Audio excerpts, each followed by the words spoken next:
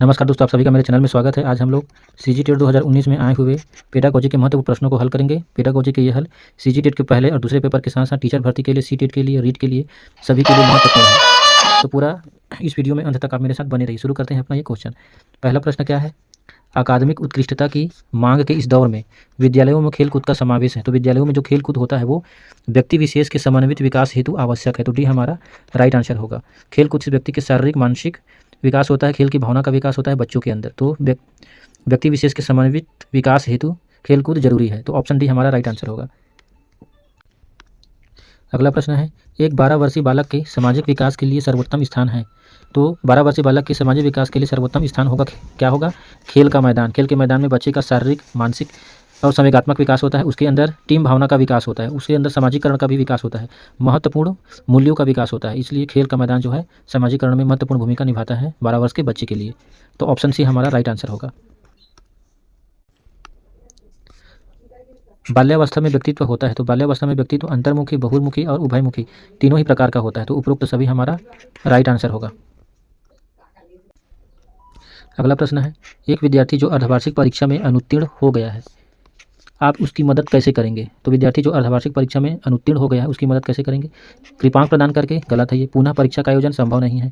कठिन अवधारणाओं का पुनः अध्यापन करके? तो सी हमारा सही आंसर है। यदि बच्चा फेल हो गया है तो जो भी कठिन अवधारणाएं हैं जो उनको समझ में नहीं आ रहा है उसका पूरा अध्यापन कराया जा सकता है। तो हमारा सी ऑप्शन सही होगा। एक शिक्षक अपने छात्रों को सीखने के लिए कैसे अभिप्रेरित करेगा? अनुशासन के द्वारा, प्रश्न पूछकर, जिज्ञासा जगाकर या कहानी सुनाकर? तो राइट आंसर होगा जिज्ञासा जगाकर।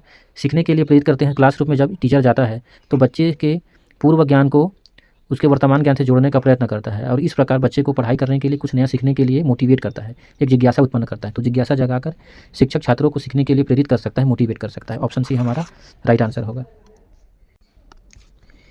एक शिक्षक अपने विद्यार्थियों में अच्छी आदतें डालने के में कैसे सहायक हो सकता है? तो पाठ्य सहगामी क्रियाओं के आयोजन के द्वारा, हाँ, इसके द्वारा हम अच्छी आदत डाल सकते हैं। एक आदर्श के रूप में, हाँ, बच्चे टीचर में जो कुछ भी अच्छाई देखते हैं उसको ग्रहण करने की कोशिश करते हैं, तो ये भी सही है। पुरस्कार तथा दंड के अनुप्रयोग द्वारा, तो अच्छी आदतें डालने के लिए ये भी जरूरी है। तो उपरोक्त सभी हमारा राइट आंसर होगा। अगला क्वेश्चन, एनसीएफ 2005 के अनुसार शिक्षक की भूमिका होनी चाहिए। तो एनसीएफ 2005 के अनुसार शिक्षा एक फैसिलिटेटर के रूप में कार्य करता है, ठीक है।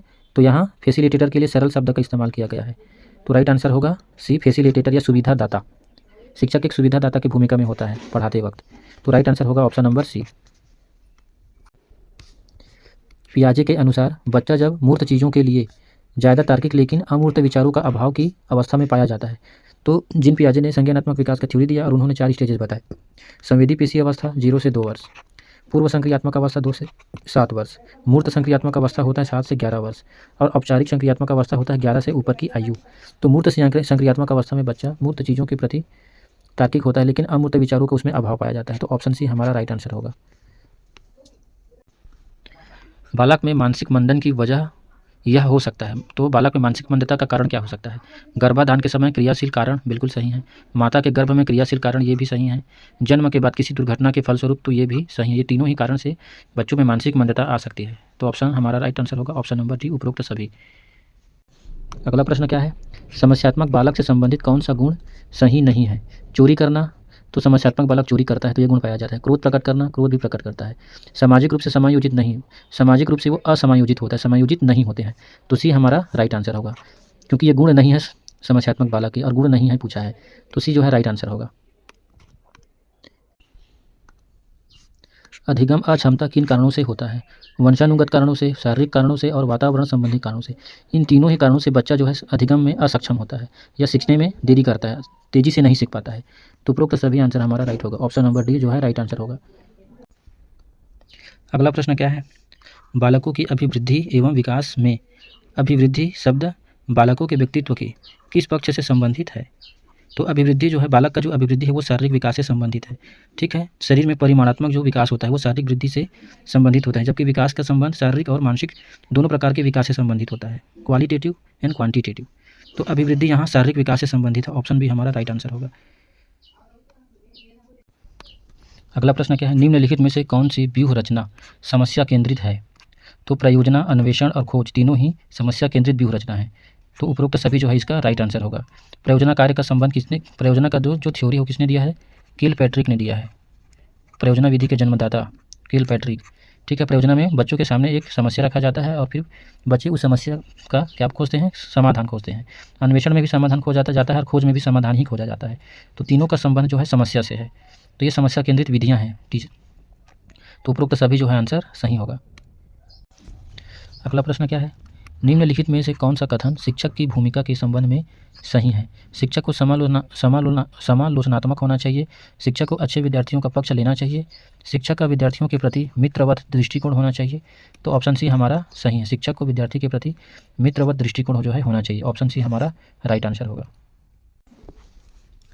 एक नवजात अपनी माता के स्पर्श की प्रतिक्रिया में मुस्कुराता है, यह निम्न में से किस प्रकार का उदाहरण है। तो नवजात शिशु को जब माता स्पर्श करती है तो वो मुस्कुराने लगता है, ये होता है सामाजिक संवेगात्मक प्रतिक्रिया। ठीक है, तो ऑप्शन सी हमारा राइट आंसर होगा, सामाजिक संवेगात्मक। एक बालक जिसकी शिक्षा की प्राप्तियां उस स्तर से कम है जिसके वो योग्य हैं, उसे हम कह सकते हैं। तो एक बालक है जिसकी जो प्राप्ति है उसकी उम्र के हिसाब से बहुत ही कम है, तो उसको हम लोग क्या बोलते हैं, पिछड़ा हुआ बालक बोलते हैं। ऑप्शन बी हमारा राइट आंसर है, पिछड़ा बालक। एनसीईआरटी की नवीनतम पाठ्यचर्या की रूपरेखा अस्तित्व में आई। तो एनसीएफ की बात किया जा रहा है। एनसीएफ आया था 2005 में, यहाँ एनसीएफ 2005 का ऑप्शन है, तो राइट आंसर होगा 2005। एक 11 वर्षीय बच्चे से संबंधित कौन सा कथन सही नहीं है। समूह में खेलने के लिए अग्रसर रहता है, बिल्कुल सही है। उसमें नेतृत्व के गुणों का विकास भी होता है, ये भी सही है। अजनबियों के विरुद्ध चिड़चिड़ापन प्रकट करता है, ये सही नहीं है। तो सही कथन सही नहीं है पूछा था, तो ऑप्शन सी जो है इसका आंसर होगा। अगला प्रश्न क्या है, यदि बालक में अधिगम अक्षमता का संबंध संवेदन तथा गामक तंत्र में आए दोषों से है तो किस प्रोग्राम का प्रयोग किया जाता है। तो जब बालक के अधिगम अक्षमता का संबंध संवेदन तथा गामक तंत्र में आए दोषों से होता है तो उसके लिए जो है स्ट्रॉस लेहटिनेन क्रिकसैंक परसेप्चुअल मोटर प्रोग्राम का इस्तेमाल किया जाता है। तो ऑप्शन सी हमारा राइट आंसर होगा। श्रवण बाधित बच्चे को पढ़ाने के लिए क्या प्रयुक्त की जाती है। श्रवण बाधित मतलब जो बच्चा सुन नहीं सकता, उसके पढ़ाई के लिए हम किसका इस्तेमाल करेंगे, तो सांकेतिक भाषा का इस्तेमाल करेंगे। ब्रेल लिपि का इस्तेमाल तो हम जो देख नहीं पाता है उसके लिए करते हैं। ठीक है, तो यहाँ पर सांकेतिक भाषा का इस्तेमाल करना पड़ेगा जो श्रवण बाधित बच्चे हैं उसकी पढ़ाई के लिए। तो ऑप्शन सी जो है राइट आंसर होगा। विलियम किलपैट्रिक को शिक्षण के किस विधि में योगदान के लिए जाना जाता है। तो ये किलपैट्रिक जो है प्रोजेक्ट विधि के लिए जाने जाते हैं। तो ऑप्शन बी हमारा राइट आंसर है, प्रोजेक्ट विधि। किशोरावस्था को सर्वोत्तम प्रकार से परिभाषित करने वाला एक शब्द है परिवर्तन। यह परिवर्तन शारीरिक, सामाजिक एवं मनोवैज्ञानिक है। यह कथन किसका है, तो यह कथन है हरलॉक का। तो ऑप्शन डी हमारा राइट आंसर है। उन्होंने ही परिवर्तन को शारीरिक, मानसिक एवं सामाजिक परिवर्तन के रूप में परिभाषित किया था। तो हरलॉक जो है इसका राइट आंसर होगा। बच्चों के देश को उनके व्यवहार के चिन्हों जैसे तनाव, बेचैनी तथा हकलाने से जाना जा सकता है। तो उसको किस चीज़ से जाना जाता है, तनाव, बेचैनी और हकलाने से जाना जाता है उसको, उसके संवेगों को। तो ऑप्शन सी हमारा सही आंसर है। तनाव, बेचैनी, हकलाना ये संवेग से संबंधित है। ऑप्शन सी हमारा राइट आंसर होगा। 5 वर्ष का बच्चा पहली बार चिड़ियाघर में ऊँट को देखकर कहता है घोड़ा। यह उदाहरण संज्ञानात्मक योजना में किस सुधार की प्रक्रिया को प्रदर्शित करता है। एक बच्चा 5 साल का एक बच्चा है जो कहाँ जाता है, चिड़ियाघर, और ऊँट को देखता है और ऊँट को देख के वो क्या बोल देता है, घोड़ा बोल देता है। तो वो संज्ञानात्मक विकास के किस प्रक्रिया से गुजर रहा है, तो वो समावेशीकरण की प्रक्रिया से गुजर रहा है, एसिमिलेशन। ठीक है, तो आंसर हमारा ए होगा।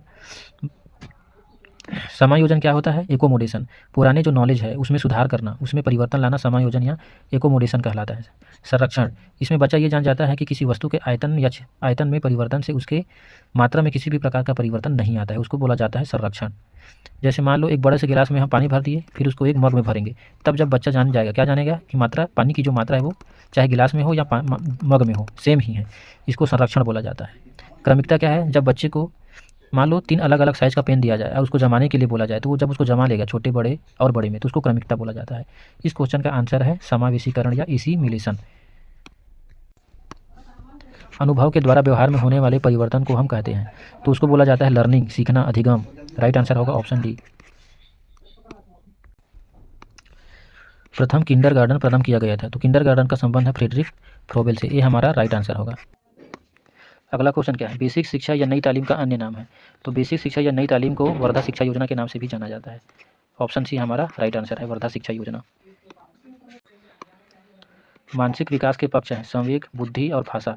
ये तीनों ही मानसिक विकास के पक्ष हैं, तो उपरोक्त सभी हमारा राइट आंसर होगा। तो डी आंसर सही है। प्रयास एवं भूल द्वारा सीखने के लिए क्या आवश्यक है? तो प्रेरणा, बाधा और निरर्थक प्रतिक्रियाएं, ये सभी ट्राई एंड एरर द्वारा सीखने के लिए आवश्यक है। तो उपरोक्त सभी हमारा राइट आंसर होगा। प्रयास एवं त्रुटि का जो सिद्धांत है वो दिया गया था थॉर्नडाइक के द्वारा, और इन्होंने बिल्ली पे प्रयोग किया था। एक बालक जिसकी बुद्धि लब्धि 85 है उसे वर्गीकृत किया जाएगा। एक बालक है जिसका IQ लेवल कितना है? 85 है, तो उसको मंद बुद्धि बालक बोला जाता है। राइट आंसर होगा ऑप्शन सी। तो ये थे बाल विकास के 30 प्रश्न जो 2019 के CG टेट में पूछा गया था। वीडियो अच्छा लगा हो तो लाइक, शेयर और सब्सक्राइब कीजिए। धन्यवाद। और अपने दोस्तों के बीच में शेयर करना ना भूलिएगा।